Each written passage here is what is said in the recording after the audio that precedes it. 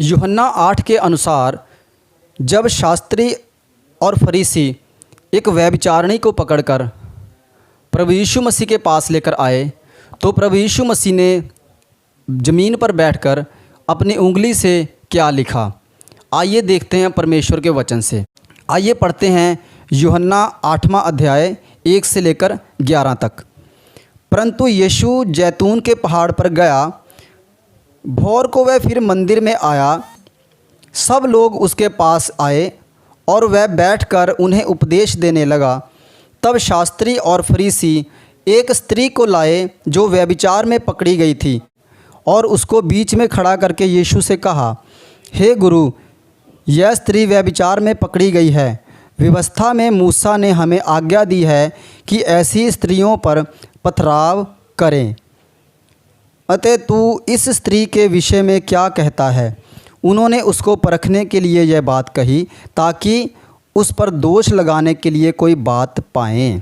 प्रिय भाइयों और बहनों, यहाँ पर जो शास्त्री और फरीसी व्यभिचारिणी को पकड़कर लाए हैं और वो क्या कह रहे हैं कि व्यवस्था में मूसा ने हमें आज्ञा दी है कि ऐसी स्त्रियों पर पथराव करें। ये व्यवस्था में असल में जो मूसा ने व्यवस्था में लिखा हुआ था उसको सही नहीं, ये गलत बता रहे हैं। असल में क्या लिखा हुआ है हम देखते हैं। लेव्य अवस्था 20 का 10 पढ़ेंगे हम। लेव्य अवस्था 20 का 10 उसमें लिखा हुआ है, फिर यदि कोई पराई स्त्री के साथ व्यभिचार करे तो जिसने किसी दूसरे की स्त्री के साथ व्यभिचार किया हो तो वह व्यभिचारी और वह व्यभिचारिणी दोनों निश्चय मार डाले जाएं। यहाँ पर क्या लिखा हुआ है कि निश्चय वे दोनों मार डाले जाएं, व्यभिचारी और व्यभिचारिणी दोनों मार डाले जाएं।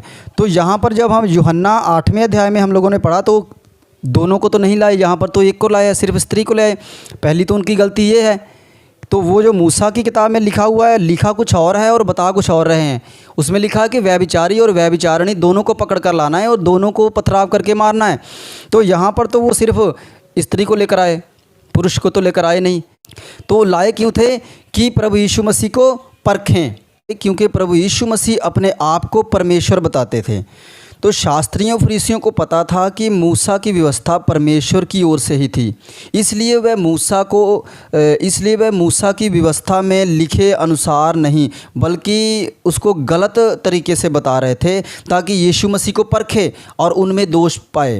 नहीं, पर यीशु मसीह को तो सब पता था क्योंकि वही तो परमेश्वर यहोवा है, उनके द्वारा ही तो मूसा को व्यवस्था दी गई थी। तो आगे हम लोग पढ़ेंगे, परंतु यीशु झुककर उंगली से भूमि पर लिखने लगा। तब वह उससे पूछते ही रहे तो उसने सीधे होकर उनसे कहा, तुम में जो निष्पाप हो वही पहले उसको पत्थर मारे। और फिर झुककर भूमि पर उंगली से लिखने लगा। ये यहाँ पर लिखा हो कि प्रभु यीशु मसीह झुककर भूमि पर उंगली से कुछ लिखने लगा। अभी कुछ प्रचारक कहते हैं कि जब यीशु मसीह जो ज़मीन पर लिखने लगे उन्होंने उनके जो शास्त्री और फरीसी थे उनके पाप को लिखा था कि इसने ये पाप किया, इसने ये पाप किया। मगर पाप कोई किसी ने एक पाप थोड़ी किया था, उन्होंने तो बहुत से, उनके तो ज़िंदगी में बहुत से पाप थे। तो यीशु मसीह ने उनके पापों की लिस्ट नहीं बनाई थी। अगर पापों की लिस्ट बनाने लगता फिर तो वहाँ पर 1-2 घंटे बैठ कर लिखता ही रह जाता यीशु मसीह, क्योंकि वहाँ 1-2 लोग नहीं थे ना, वहाँ तो भीड़ की भीड़ थी। तो ये थ्योरी सही नहीं है कि यीशु मसीह बैठकर उनके पाप को लिखने लगे थे। पाप को नहीं लिख रहे थे यीशु मसीह लिखकर वहाँ पर ये संकेत दे रहे थे कि जो मूसा की व्यवस्था, जो मूसा के द्वारा जो व्यवस्था मिली थी वो परमेश्वर यहोवा ने जो तख्तियों पर लिख कर दी थी, वो तख्तियों को मैंने ही लिखा था। मतलब यीशु मसीह जो है यहोवा परमेश्वर है, उन्होंने ही उस तख्तियों को लिखा हुआ था अपनी ही उंगली से, इसलिए उंगली पर बैठकर ज़मीन से पर वो लिखने लग गए। यूहन्ना रचित सुसमाचार 10 का 30 में प्रभु यीशु मसीह ने खुद कहा कि पिता और मैं एक हैं। मतलब उन्होंने सीधा कह दिया कि यहोवा और यीशु यानी कि मैं दो नहीं है, हम एक ही हैं। तो यहाँ पर प्रभु यीशु मसीह उंगली से लिख रहे हैं, उससे यीशु मसीह ने क्या बताने की कोशिश की? जो व्यवस्था थी वो किसके द्वारा लिखी गई थी? मूसा के द्वारा। लिखवाई किसने थी? परमेश्वर ने। जब हम लोगों ने अभी पढ़ा 1:6 में पढ़ा था कि यीशु मसीह जो है वो झुककर उंगली से भूमि पर कुछ लिखने लगा। ये क्या लिखने लगा यीशु मसीह? क्या लिखकर यीशु मसीह प्रूफ क्या करना चाहता था, इसको हम देखेंगे, निकालेंगे। निर्गमन की पुस्तक 32 का 16, इसमें लिखा है, और वे तख्तियाँ परमेश्वर की बनाई हुई थी और उन पर जो खोदकर लिखा हुआ था वह परमेश्वर का लिखा हुआ था। और आगे हम लोग पढ़ेंगे इसी निर्गमन का 31 का 18, उसमें लिखा हुआ है, जब परमेश्वर मूसा से सीनै पर्वत पर ऐसी बातें कर चुका तब उसने उसको अपनी उंगली से लिखी हुई साक्षी देने वाली पत्थर की दोनों तख्तियाँ दी। तो यीशु मसीह ने जो उंगली से लिखा, यीशु मसीह ने उनको ये बताना चाहा कि जिस मूसा की पुस्तक की बात तुम कर रहे हो, जिस मूसा के कानून की बात कर रहे हो, जिसको परमेश्वर यहोवा ने अपनी उंगली से उस तख्तियों पर लिखा था, वो उंगली कोई और उंगली नहीं, यही उंगली है। यीशु मसीह इसको बताना चाहते थे कि इसी उंगली के साथ मैंने ही वो लिखी थी, उस तख्तियों को लिखा था, क्योंकि यहोवा कोई और नहीं, मैं खुद ही हूँ। यीशु मसीह ये बताना चाहते थे लिखकर। आगे पढ़ेंगे हम यूहन्ना 8 का 7 से। जब वह उससे पूछते ही रहे तो उसने सीधे होकर उनसे कहा, तुम में जो निष्पाप हो वही पहले उसको पत्थर मारे। और फिर झुककर भूमि पर उंगली से लिखने लगा। परंतु वे ये सुनकर बड़ों से लेकर छोटों तक एक एक करके निकल गए और यीशु अकेला रह गया और स्त्री वहीं बीच में खड़ी रह गई। यीशु ने सीधे होकर उनसे कहा, हे नारी, वे कहाँ गए? क्या किसी ने तुझ पर दंड की आज्ञा ना दी?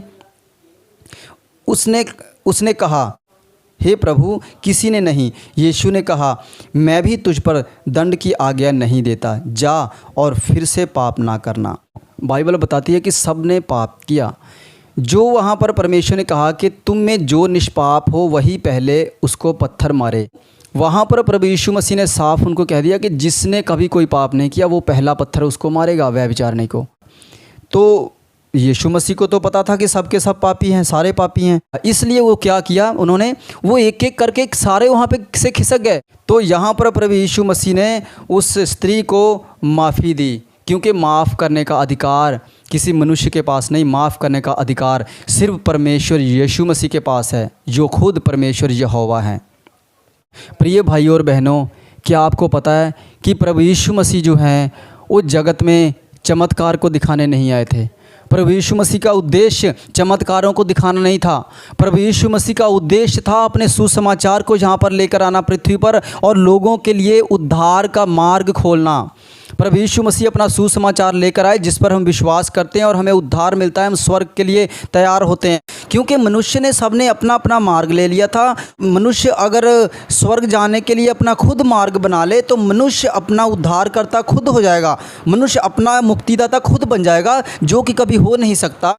इसलिए परमेश्वर यहोवा को इस पृथ्वी पर देह धारण करके आना पड़ा, ताकि मनुष्यों को बता सकें कि सचमुच मार्ग, सत्य और जीवन मैं ही हूँ और स्वर्ग और नरक की कुंजियाँ सिर्फ मेरे पास है। यीशु मसीह अपने इस सुसमाचार को लेकर आए कि मुझ पर विश्वास करो, मैं ही सिर्फ एक उद्धार करता हूँ और दूसरा कोई नहीं है। इस धरती के ऊपर, आकाश के नीचे मनुष्यों में कोई दूसरा नाम नहीं दिया गया जो मनुष्यों को का उद्धार करे, जो मनुष्य को स्वर्ग लेकर जाए। सिर्फ यीशु मसीह एक ऐसा नाम है, जैसा कि प्रेरितों के काम 4:12 में लिखा हुआ है। मगर प्रभु यीशु मसीह ने चमत्कार क्यों दिखाए? प्रभु यीशु मसीह ने चमत्कार इसलिए दिखाए ताकि वो अपने आप को साबित करना चाहते थे कि मैं ही परमेश्वर हूँ। जो जो काम प्रभु यीशु मसीह ने किए हैं वो पूरे मानव इतिहास में किसी ने वो काम नहीं करके दिखाए। अगर प्रभु यीशु मसीह वैसे आके कहते कि मैं ही मार्ग, सत्य और जीवन हूँ, मैं ही मुक्तिदाता हूँ, तो उन पर कोई विश्वास नहीं करता। उन्होंने अपने आप को जाहिर किया, अपने आप को साबित किया, उन्होंने प्रूफ दिया अपना कि मैं परमेश्वर हूँ, जो मैं कर रहा हूँ वो कोई नहीं कर सकता। 4 दिन का मुर्दा लाजर जो कब्र में रखा था, जो सड़ गया था, 4 दिन के बाद लाश सड़ जाती है, वो सड़ी हुई लाश को प्रभु यीशु मसीह ने जिंदा कर दिया। प्रभु यीशु मसीह ने अंधों को आंखें दी, प्रभु यीशु मसीह ने लंगड़ों को चलने की सामर्थ्य दी, और वो भी प्रभु यीशु मसीह मुंह से बोल रहे हैं, तुरंत उसी वक्त हो जा रहा है। ऐसे नहीं कि प्रभु यीशु मसीह ने कहा कि जाओ तुम ठीक हो जाओगे। प्रभु यीशु मसीह ने कहा कि अभी इसी वक्त, क्योंकि जब किसी अधरंगी को खाट पर लिटाकर जब उसको प्रभु यीशु मसीह के पास लाते थे, तो प्रभु यीशु मसीह ऐसे उनको नहीं कहते थे कि इसको ले जाओ, कोई नहीं, धीरे धीरे ठीक हो जाएगा। नहीं, प्रभु यीशु मसीह उसी वक्त आज्ञा देते थे, उठ, अपनी खाट उठा और चल फिर। और वो अधरंगी उसी वक्त अपनी खाट को उठाकर और पैदल चला जाता था। हालेलुया। तो प्रिय भाइयों और बहनों, मैं आशा करता हूँ कि आज का जो ये रहस्य है कि प्रभु यीशु मसीह ने ज़मीन पर बैठकर उंगली से क्या लिखा, परमेश्वर इस बात को यीशु मसीह बताना चाहते थे कि वो यहोवा और मैं दोनों अलग नहीं हैं, हम दोनों एक ही हैं, जिस तरह यूहन्ना 10:30 में लिखा हुआ है। तो मैं आशा करता हूँ कि इस रहस्य को सब लोग समझ गए होंगे। प्रभु यीशु मसीह आप सभी को बहुतायत की आशीष दे। आमीन।